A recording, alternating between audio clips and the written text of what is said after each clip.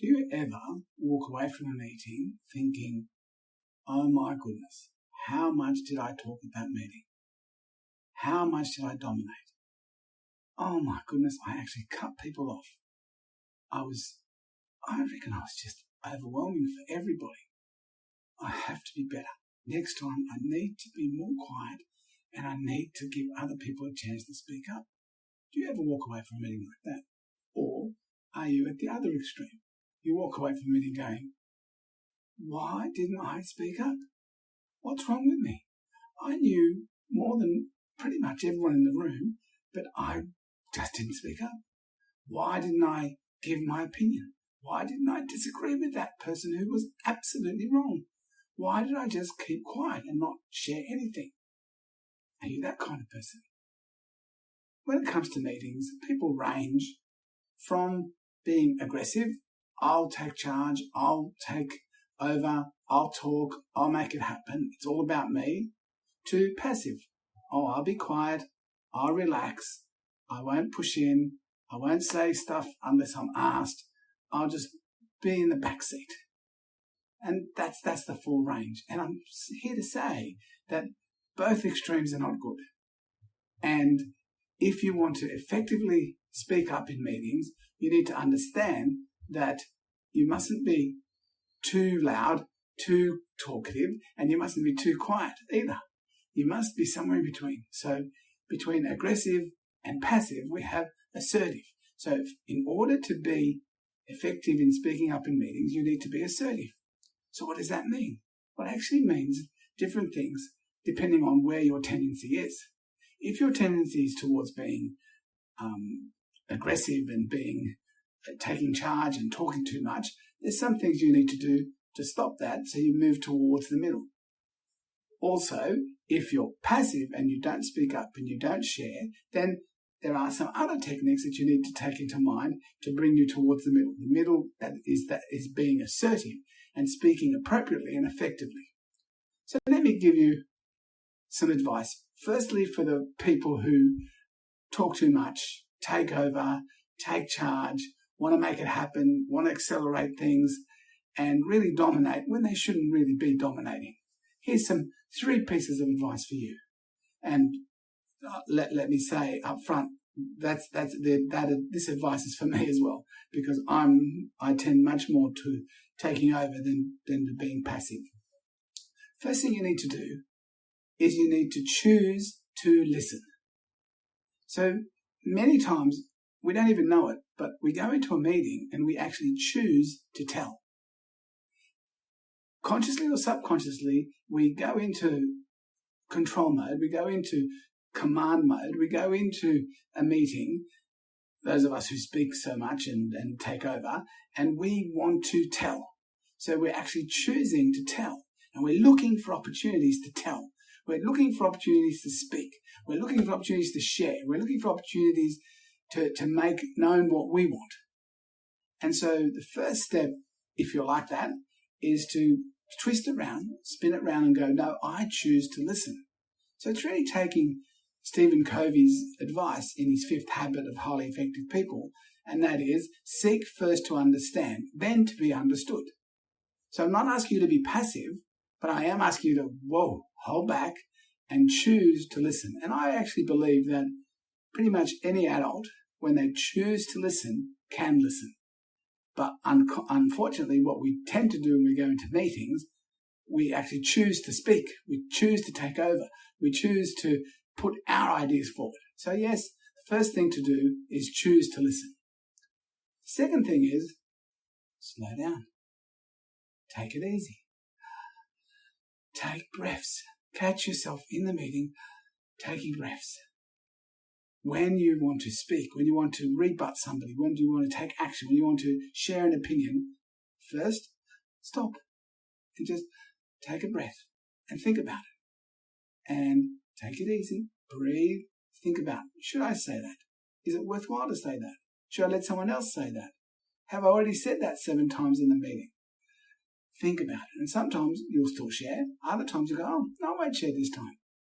And so that's the idea, to slow down, take a breath, and just let your thinking go into place rather than you're reacting. Because often for us, folk who have personalities where we want to take charge and make it happen, is we hear something and we speak.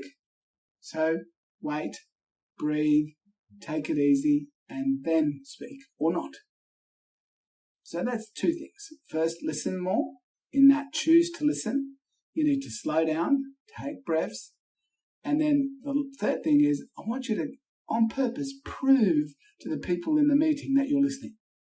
So, for example, the meeting's going along and somebody says, I think we should invest in minerals. Instead of saying, yes, I think we should invest in minerals, or instead of saying, yes, let's go, what are we going to do? What's the next action plan? Stop, slow down and go, wow, that's an interesting point that Bob makes. And he's saying to us that his thoughts are that we should invest in minerals. And that's because of this, and this. I tend to agree. I think we should progress it and move towards investing in minerals. So see what you've done? Instead of just moving it along, you've actually stopped and proved to the people that you're actually listening. And that will have really good value in relationships and in your credibility. And you don't have to agree. Same scenario. You could say, look, what Fred's saying is that we should invest in minerals, and he's giving these reasons, and I understand that. However, I would suggest that there's these three other reasons that would counter that, and maybe we shouldn't. So see what you're doing? You're not having to agree, but you're actually proving that you just listened to what the last person said. And that's what I want to encourage you to do. Think about, before you step into giving your opinion, sharing, asking a question, I want you to sort of think about proving that you've been listening to the people around you. Otherwise, what we do is we just wait, we don't listen, we wait for opportunity and we respond. And everybody knows that. And so it just doesn't work. Certainly not for good teams and good collaborative work to happen. So that's what I encourage you to do. Three things. Choose to listen, slow down, take a breath, and prove that you've listened as you go along. So that's for the people who dominate.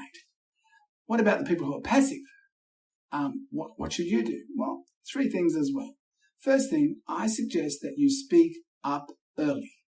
So as early as you can in the meeting, say something. It could be in introductions, it could be in asking a question, it could be in encouraging somebody with a word, but very early, what I want you to do is I want you to speak up, because that's against what you normally would do. You're more likely to be reserved and wait for an opportune time to speak. And sometimes waiting that long, then you miss your opportunity. And how you start a meeting is often how you finish it. So if you can find an opportunity to share, so you can find a way to share, maybe introduce yourself, so you know the meeting, they're going to have introductions, well, vote to be first or second to share your introduction, where normally you'd wait for the last, because early breaks the ice with the folk around you, telling them, hey, I'm here to participate. It also breaks the ice for you and tells you, self-talk tells you that you're here to speak up. So that's really powerful, I find. How you start the meeting is often how you finish. If you speak up early, you'll speak up throughout the meeting. If you don't speak up, you're not likely to speak up later. The other thing I want you to do is speak up before you're 100% sure. Because I'm sure you've experienced it. People have shared with me who I coach.